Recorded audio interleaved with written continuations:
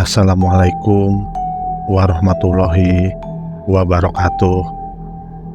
Selamat datang di podcast horor gelap gulita, tempat di mana kegelapan memeluk ketakutanmu dan setiap bayangan berbisikan cerita yang belum pernah terungkap. Malam ini kita akan menyusuri kisah yang mampu membuat bulu kudukmu berdiri dan jantungmu berdebar tak karuan. Judul kita kali ini adalah Pesugihan Hajah Retno, karya Lakot Story. Bagi yang ingin baca langsung ceritanya, saya lampirkan linknya di kolom deskripsi ya. Oke, langsung saja. Tanpa berlama-lama, bersiaplah, karena dalam kegelapan ini mungkin saja kita tidak sendirian. Tutup pintu, matikan lampu, dan biarkan dirimu terhanyut dalam kengerian yang akan segera menghampirimu. Mari kita mulai.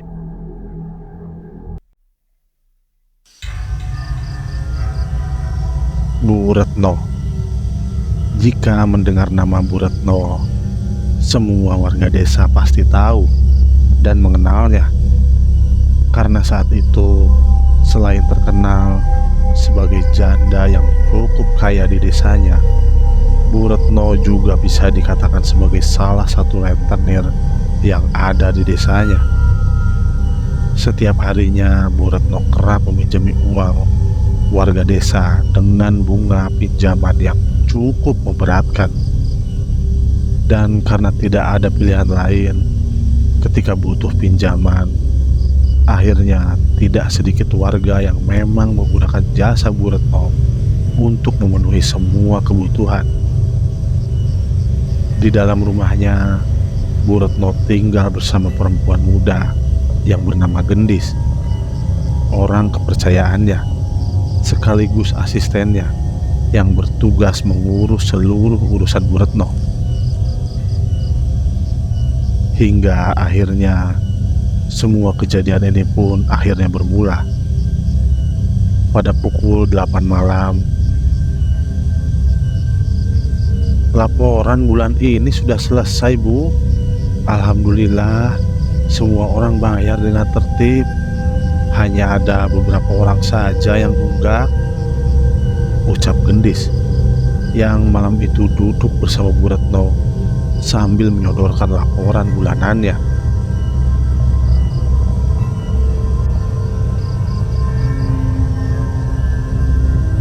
Iya sudah, taruh situ saja bukunya, aku masih capek. Oh iya, besok kamu tolong jaga rumah ya. Aku mau keluar kota dengan Pak Wahyu, jawab Bu Retno dengan mulutnya yang terlihat sedang mengunyah potongan bunga melati. Mendengar hal itu, Gendis hanya mengangguk dengan tatapan matanya yang terus saja menatap ke arah Bu Retno. Bagaimana? Kamu betah kan ikut kerja denganku? Tanya Bu Retno mengalihkan pembicaraan. Hehehe, iya Bu, alhamdulillah. Terima kasih banyak ya. Ibu juga sudah izinkan aku untuk tinggal di sini, sahut Gendis sopan. Iya, nggak apa-apa. Lagian aku di rumah sendirian. Kalau ada kamu kan, ibu jadi nggak kesepian lagi. Sudah, santai saja. Kalau ikut ibu, jangan mikir uang. Hidupmu di sini aku jamin, asal pekerjaanmu beres. Setiap hari, jangan lupa tagih ya semua uang ibu di warga desa. Dan sekalian, kamu catat siapa warga yang mau pinjam lagi. Utamakan warga yang pembayarannya lancar dulu. Kalau ada warga yang bayarnya macet dan dia mau mengajukan pinjaman lagi, kamu bilang saya dulu. biar saya yang kasih keputusan. Dan satu lagi, kalau pulang kerja jangan lupa bersih-bersih rumah. Nanti gajimu akan ibu kasih 2 kali lipat, ucap Bu Retno menjelaskan kepada Gendis yang notabene Gendis adalah karyawan satu-satunya dari Ibu Retno tersebut.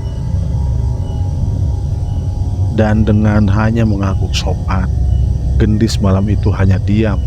Dengan tidak lama setelah itu, Gendis akhirnya masuk ke dalam kamar tidurnya dan segera beristirahat. Keesokan harinya, seperti biasanya, Bu Retno pergi bersama Pak Wahyu, yang Gendis pun tidak pernah tahu kemana tujuannya.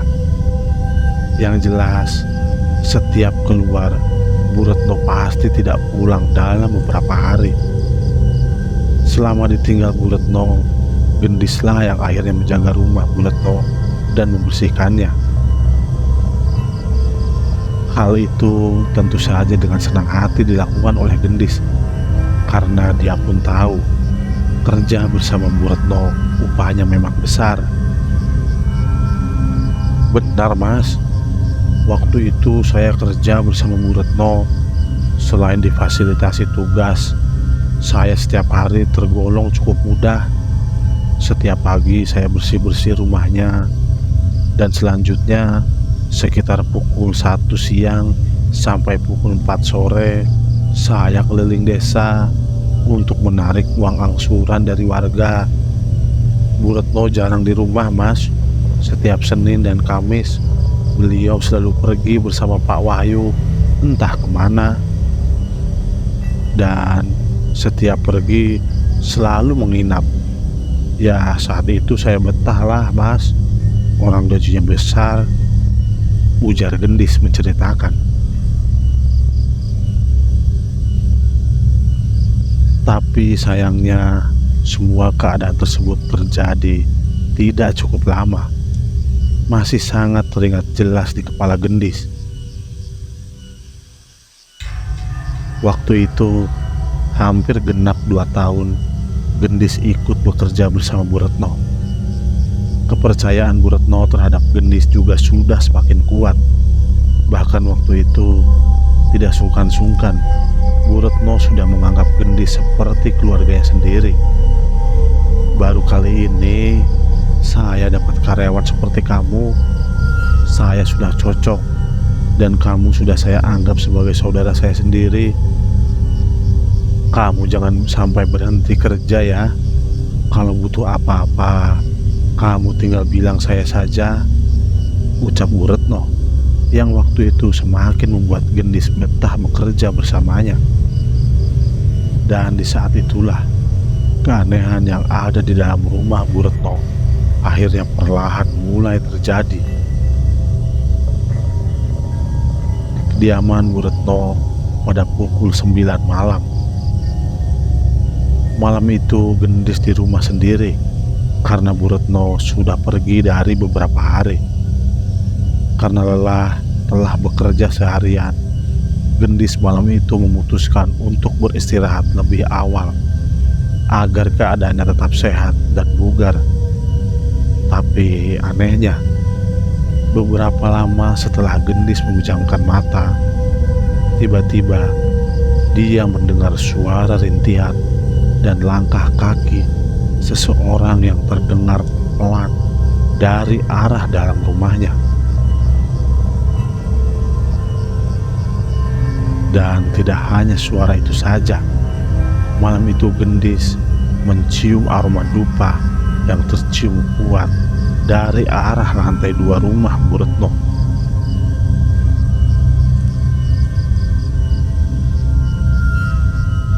Mendengar hal itu, Gendis pun seketika bangun dari tidurnya dan berjalan pelan ke arah lantai 2 dengan tangannya yang mulai menekan semua saklar lampu agar pandangannya bisa lebih jelas.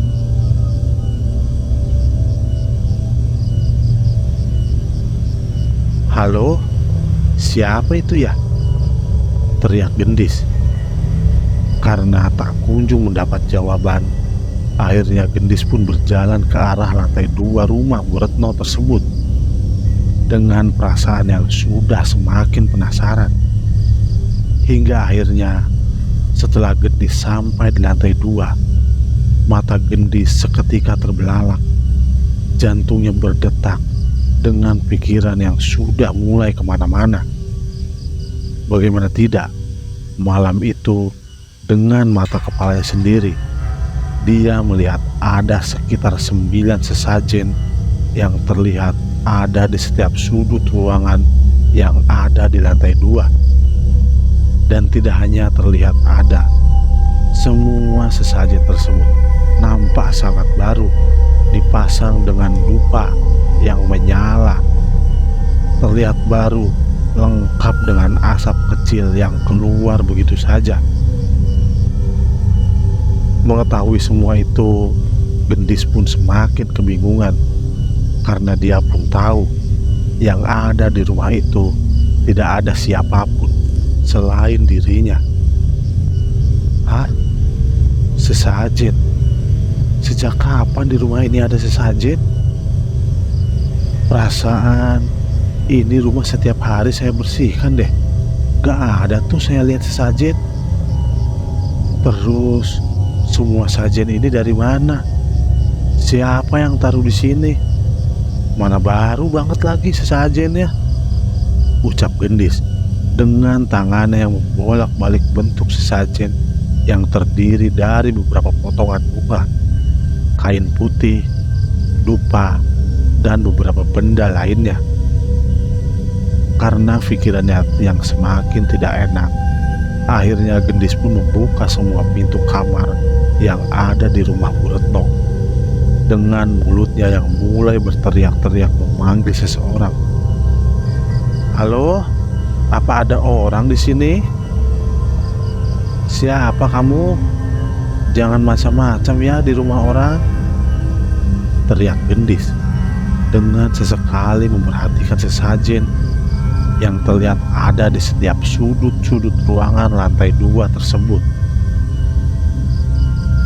Dan puncaknya, rasa takut Gendis rasanya sudah sampai pada puncaknya ketika dia tahu di lantai 2 rumah tersebut ada sebuah kamar yang berisikan dengan alat-alat pemujaan. Kain merah yang menutupi semua dinding ruangan kamar, ditambah beberapa lilin, kain jarik, pisau, celurit, buku-buku bacaan doa Jawa, beberapa sesajen, dupa, dan semacamnya, tentu saja membuat Gendis seketika terkejut. Karena dia pun tahu sebelumnya dia sama sekali tidak melihat adanya tatanan tersebut di dalam kamar lantai 2. Malam itu aku melihat di salah satu kamar rumah Bu Retno ada tatanan seperti ruang pemujaan, Mas. Semua syaratnya lengkap. Dan bahkan aku juga lihat ada beberapa ayam yang sudah mati dan beberapa hewan lainnya yang tidak bisa aku sebutkan di sini. Gendis bercerita.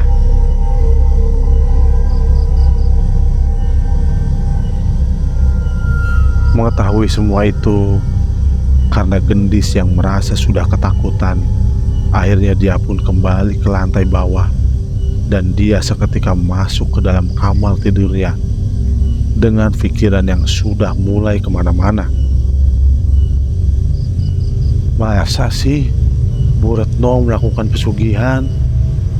Alah, mending kalau Bu Retno sudah pulang langsung saja aku tanyakan, pikir Gendis dengan mulai memejamkan matanya. Keesokan harinya bukannya membaik, semuanya malah semakin aneh saja. Keadaan rumah yang sebelumnya terlalu bersih pagi itu tiba-tiba terlihat kotor dengan adanya jejak langkah kaki manusia yang terlihat mengecap di mana-mana. Dan anehnya, tidak hanya di lantai, jejak kaki tersebut nampak di seluruh bagian rumahnya, mulai lantai, meja, dapur, dinding, hingga ke kamar tidur Bu Retno. Di situ mata Gendis tentu saja seketika terbelalak, seolah tidak percaya dengan apa yang sedang dia lihat. Jika jejak kaki manusia biasanya memang hanya nampak di lantai saja, pagi itu Gendis melihatnya benar-benar di seluruh dinding bagian rumahnya. Hai, kok aneh sih? Masa iya ada jejak kaki di dinding kayak gini? Apa ada orang bisa jalan di dinding? Sebentar, apa jangan-jangan orang ini merangkak ya? Pikir Gendis dengan mendekati setiap jejak langkah kaki tersebut. Hingga akhirnya, karena Gendis tidak mau Bu Retno sampai tahu jika kondisi rumahnya masih kotor, akhirnya dengan cepat Gendis pun seketika membersihkan dan mengepel lantai rumah tersebut agar keadaan rumah kembali bersih seperti sebelumnya. Tapi sayangnya, meski sudah dibersihkan sedemikian rupa, Bu Retno waktu itu tak kunjung pulang seperti biasanya. Dan bahkan sudah sampai tengah hari Gendis menunggu kepulangannya, Bu Retno waktu itu tak kunjung datang. Yang akhirnya Gendis pun memutuskan untuk pergi dari rumah tersebut dan mulai menarik uang angsuran kepada setiap warga desa seperti biasanya. Dan puncaknya, hari itu pun berlalu begitu saja. Sore harinya, sepulang Gendis dari menarik uang di warga, saat itu Gendis kembali kebingungan karena Bu Retno masih saja tak kunjung pulang. Dan tidak hanya itu, keadaan rumah yang sebelumnya bersih waktu itu terlihat kotor, dengan piring, gelas yang saat itu terlihat berantakan. Dengan perasaan yang cukup kesal, akhirnya Gendis pun kembali membersihkannya dengan bergumam tidak karuan.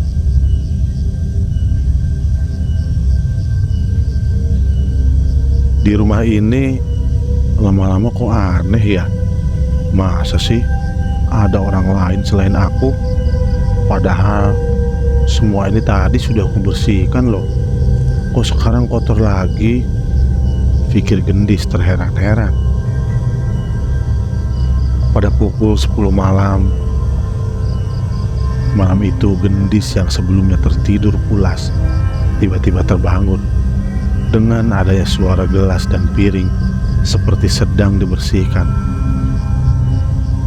Dan tidak hanya itu, bersamaan dengan itu Gendis juga mencium aroma kemenyan dan dupa yang tercium dengan cukup kuat.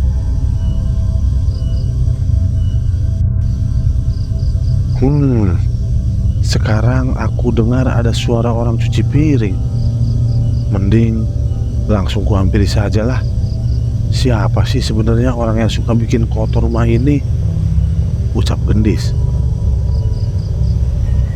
Karena Gendis tidak mau kehilangan jejak, akhirnya Gendis pun bangun dari tidurnya dan mulai berjalan keluar dari kamarnya untuk melihat siapa sebenarnya orang yang selama ini sudah membuat kotor rumahnya tersebut. Namun anehnya, ketika pintu kamar sudah terbuka, perasaan Gendis yang sebelumnya penasaran seketika berubah menjadi ketakutan. Karena malam itu, dengan mata kepalanya sendiri, Gendis melihat adanya sosok perempuan berambut panjang yang memiliki wajah mirip sekali dengan wajah Bu Retno.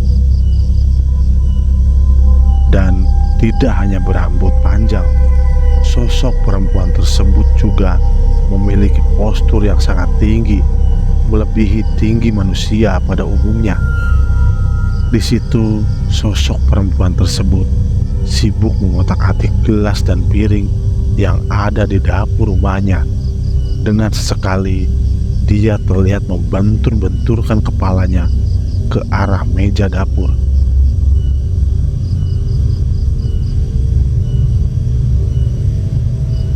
Melihat semua itu, rasa takut Gendis rasanya sudah sampai pada puncaknya. Tubuhnya bergetar dengan jantung yang berdetak sangat kencang, sudah membuktikan jika malam itu Gendis sedang menahan rasa takut yang sangat luar biasa. Dan dengan tidak berani melanjutkan langkahnya, Gendis malam itu perlahan kembali masuk ke dalam kamar tidurnya. Dan dengan cepat dia pun segera masuk ke dalam selimutnya dengan mulut yang terus saja berdoa sebisanya. Ya Allah, ya Allah, ya Allah, ucap Gendis berulang-ulang.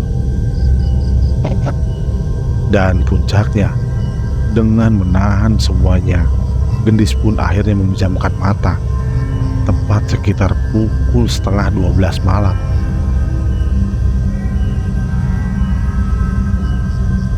Keesokan harinya, Gendis terbangun karena dia mendengar suara ketukan pintu utama di rumahnya.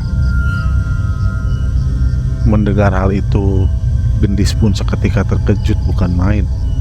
Dan dengan cepat, Gendis pun berlari ke arah pintu utama rumah dan seketika membukanya. Dan ternyata Bu Retno lah yang terlihat sudah berdiri di balik pintu rumahnya tersebut. Tumben kamu jam segini baru bangun. Kamu kesiangan ya? Ini sudah jam 8 pagi loh, ucap Bu Retno. Lalu kemudian Bu Retno pun masuk dan duduk di kursi yang ada di ruang tamu rumahnya. Iya Bu, kemarin malam aku gak bisa tidur, soalnya lagi banyak pikiran, ucap Gendis terbata-bata dengan dia yang terlihat ikut duduk di salah satu kursi yang ada di ruang tamu tersebut. Banyak pikiran? Ada apa? Kamu mikir apa? Apa ada warga desa yang rewel ya pas kamu tagih uangnya? Ucap Bu Retno dengan tangannya yang mulai terlihat membuka satu persatu kancing jaketnya. Anu Bu, maaf, saya mau tanya boleh nggak Bu? Tanya Gendis pelan. Tanya aja nggak apa-apa. Ada apa? Kamu butuh uang? Sahut Bu Retno lugas. Enggak sih Bu, cuma masalah yang ada di rumah ini saja, imbuh Gendis menjelaskan. Mendengar hal itu, Bu Retno seketika terlihat diam. Matanya menatap ke arah wajah Gendis dengan raut wajah yang terlihat penasaran.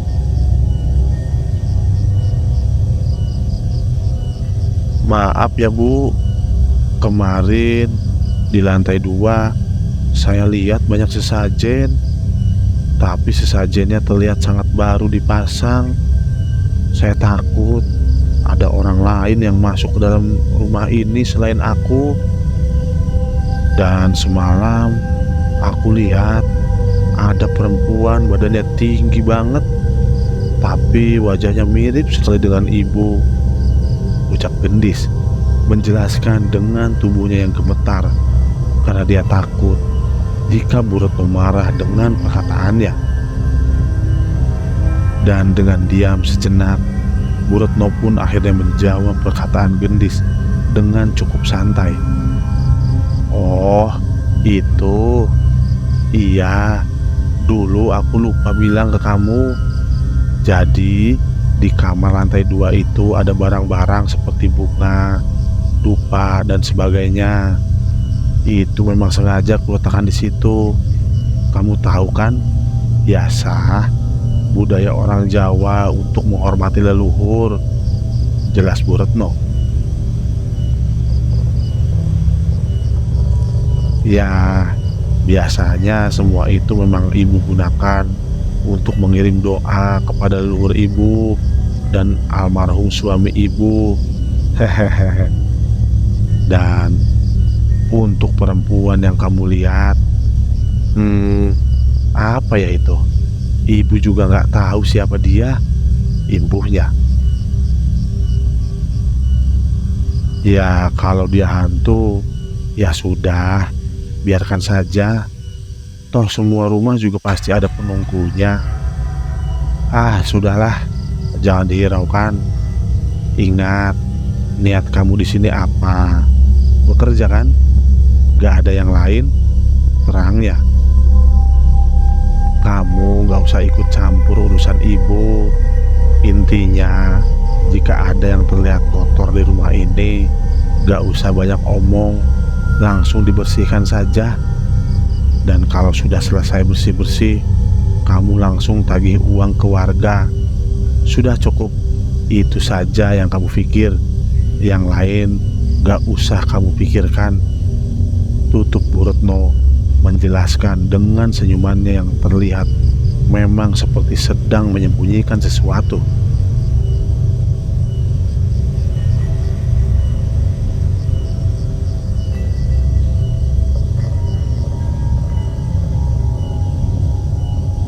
Di situ, karena Gendis merasa sama sekali tidak mendapat jawaban, dan dia pun sudah dilarang untuk ikut campur semua urusan yang lain.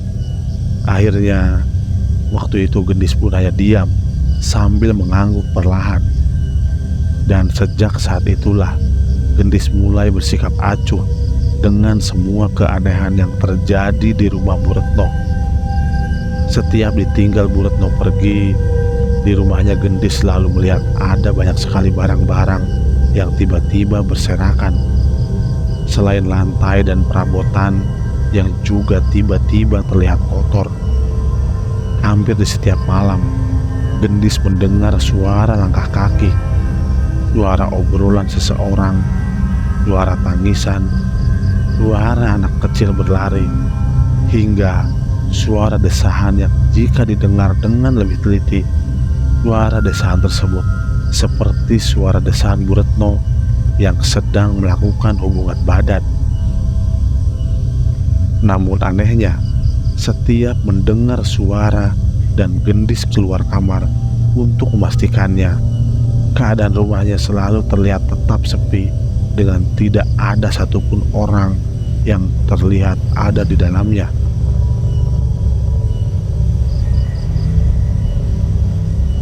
Setiap malam di dalam rumah Bu Retno, saya selalu mendengar suara aneh, Mas. Ya, seperti suara satu keluarga yang sedang beraktivitas. Ada suara obrolan, suara cuci piring, suara orang mandi, hingga suara orang mendesah seperti orang berhubungan badan. Dan semua suara itu terdengar sangat kencang. Bahkan sudah sering sekali saya keluar untuk memastikan sumber suaranya.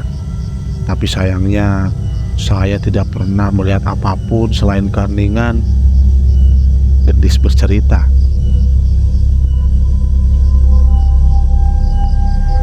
Dan dengan mencoba berdamai dengan keadaan, akhirnya Gendis pun mulai terbiasa dengan kejadian aneh yang ada di dalam rumah Bu Retno tersebut.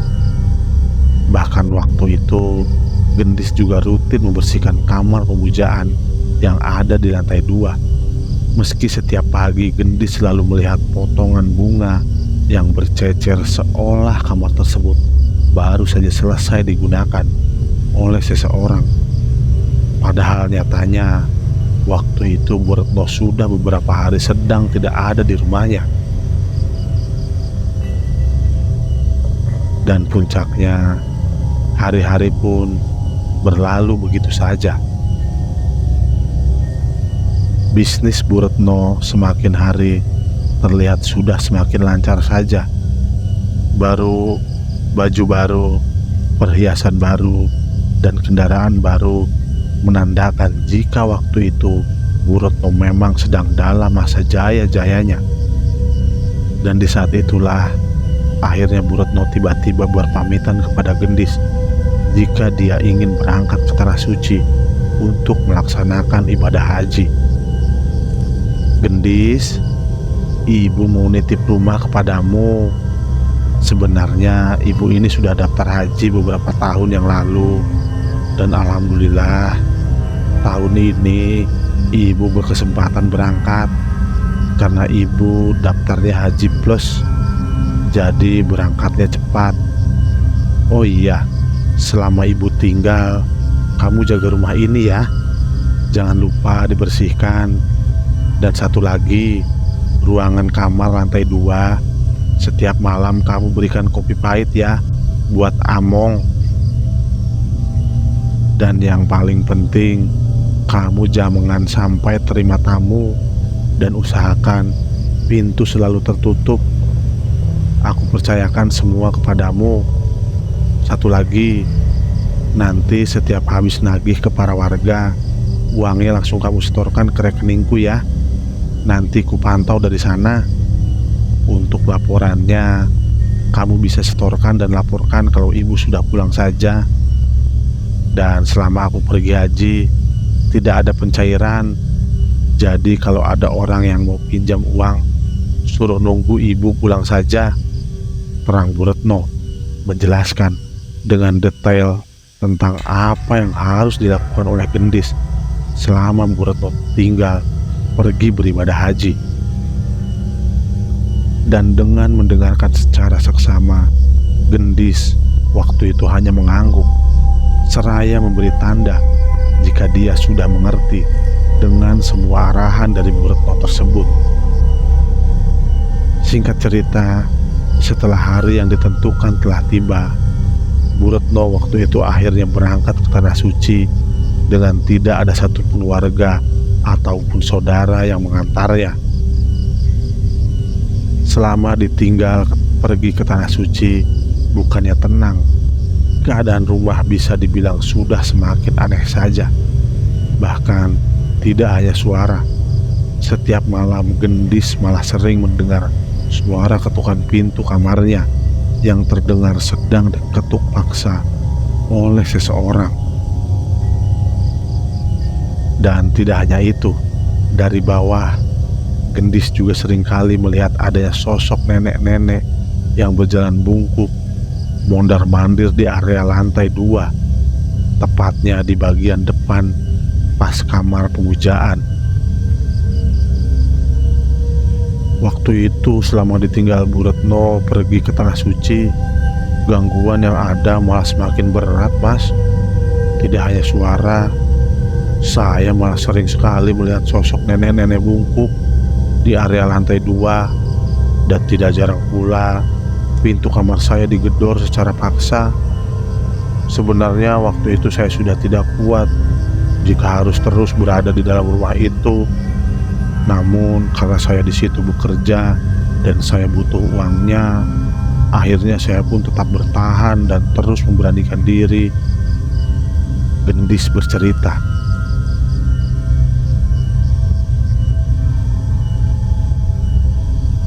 Dan puncaknya, hari-hari pun berlalu begitu saja dengan Gendis yang selalu melakukan aktivitas hariannya.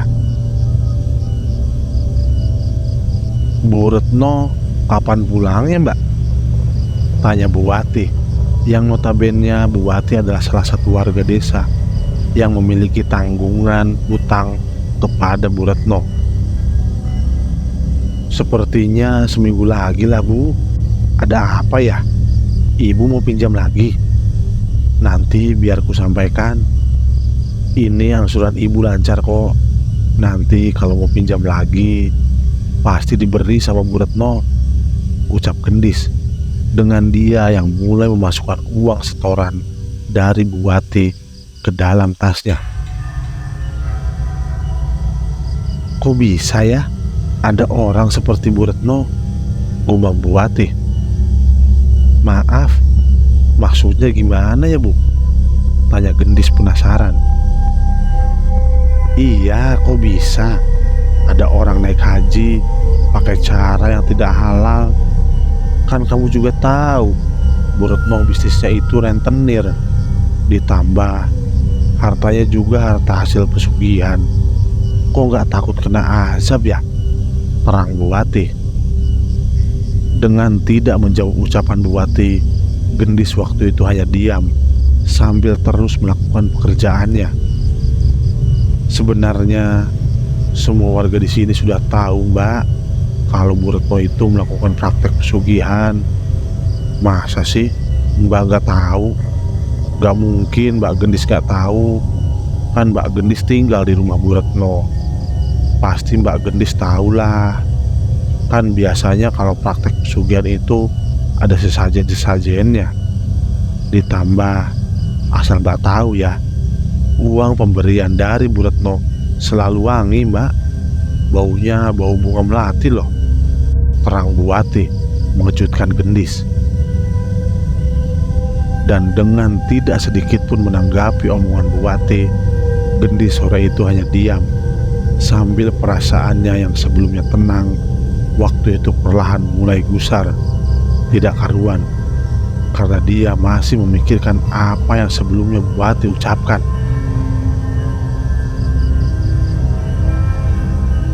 Waduh, sepertinya benar deh kata Buati. Bu Retno sepertinya memang melakukan pesugihan. Aku yakin banget sekarang. Berarti setiap Bu Retno pamit pergi dengan Pak Wahyu waktu itu, mereka pergi ke tempat pesugihan ya, pikir Gendis dengan langkah kakinya yang terus saja berjalan pulang kembali ke rumah Bu Retno. Dan dengan mencoba tidak terlalu memikirkan semuanya, akhirnya Gendis pun kembali beristirahat karena badan lelahnya yang sudah bekerja seharian. Dan singkatnya, cerita hari-hari pun berlalu begitu saja. Hari itu adalah hari kepulangan Bu Retno setelah sekian lama Bu Retno beribadah haji ke Tanah Suci.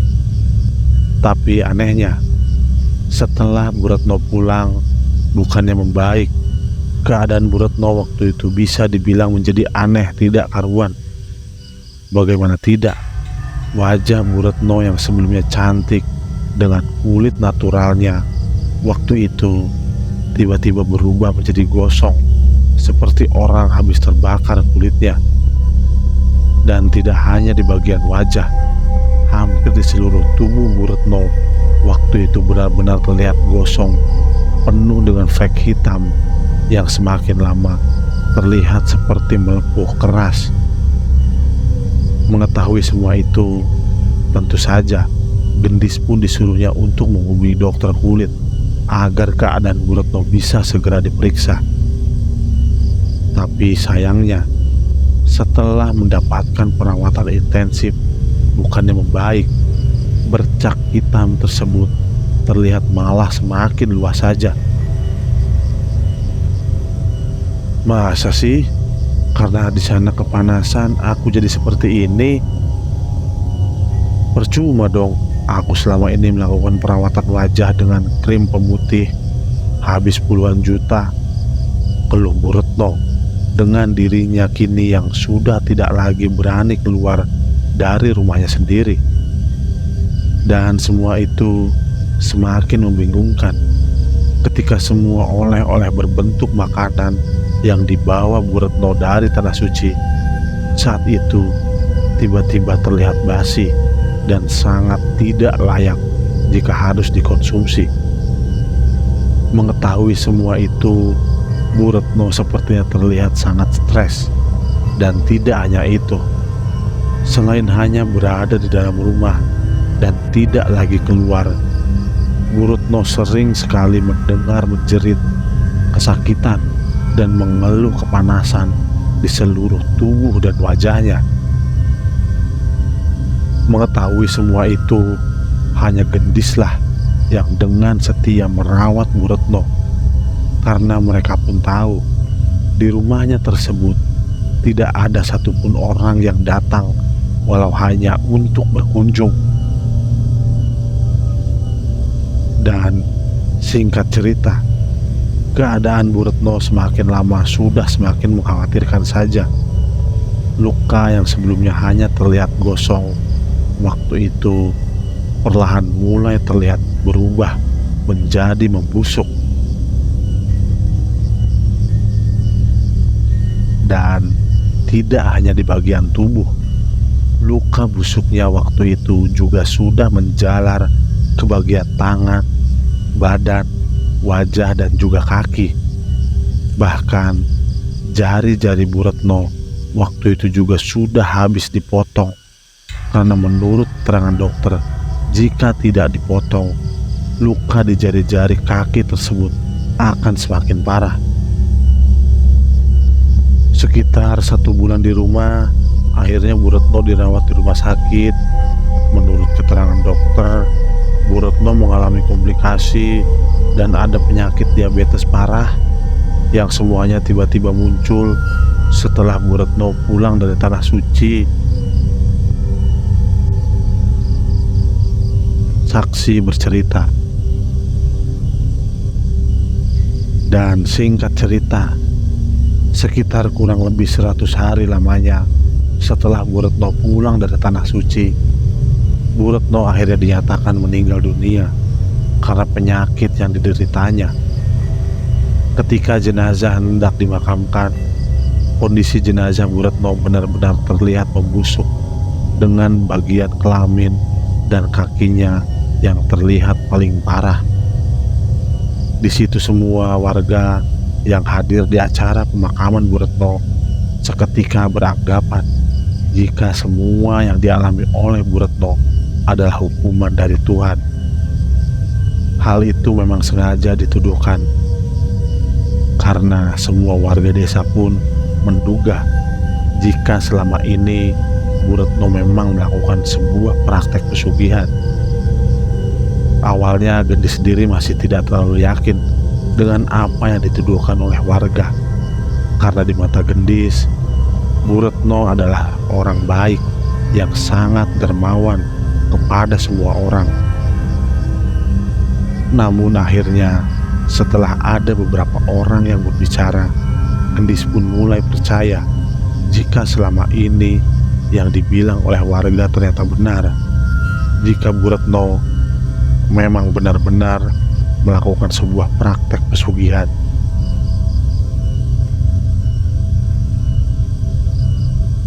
Saya orang luar daerah, Mbak. Nama saya Hajah Laila. Dulu saya adalah teman satu kamar Bu Retno ketika masih beribadah di Tanah Suci. Selama di sana, Bu Retno selalu mengeluh panas di sekujur tubuhnya. Padahal nyatanya cuaca di sana tidak sepanas yang kita bayangkan. Dan tidak hanya itu, beberapa kali Bu Retno memang membuka baju dan kerudungnya di tempat umum karena dia merasa tidak kuat menahan rasa panasnya. Ditambah Bu Retno juga sering sekali kedapatan tidak ikut kegiatan rukun-rukun haji di sana. Waktu sering sekali dihabiskan oleh Bu Retno dengan hanya tidur di dalam hotel, dengan sesekali mengeluh ingin cepat pulang ke rumahnya. Ucap saksi bercerita.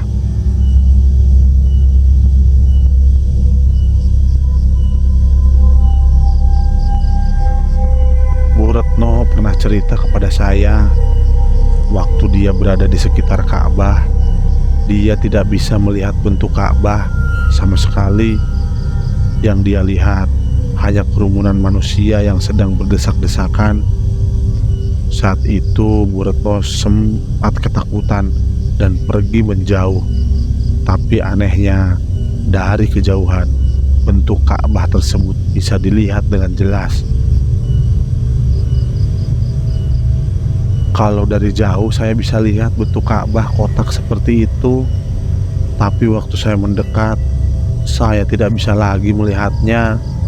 Pandangan saya buram dan tertutup oleh banyak orang. Padahal kan Ka'bah itu besar. Malahan saya sudah dibantu oleh beberapa teman untuk melihatnya.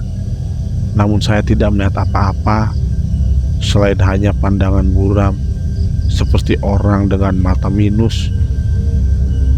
Ucap saksi bercerita dengan menirukan ucapan Bu Retno.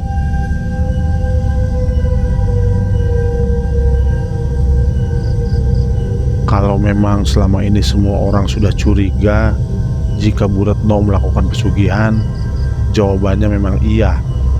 Sayalah supirnya, saya yang mengantarnya. Meski saya tidak berani memastikan jika Bu Retno ikut melakukan pesugihan, tapi yang jelas setiap Bu Retno mengajak saya pergi, kami selalu pergi ke tempat itu. Dan tempat itu memang tempat yang dikenal sebagai tempat mencari pesugihan yang ada di Jawa Timur. Ucap saksi bercerita.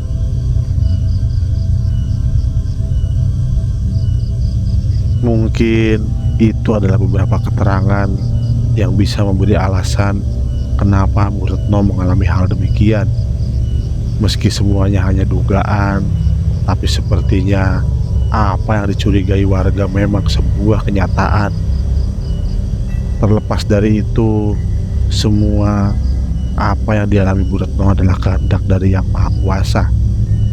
Semoga dengan adanya cerita ini bisa memberi pelajaran dan membuat kita lebih berhati-hati lagi dalam menjalani hidup.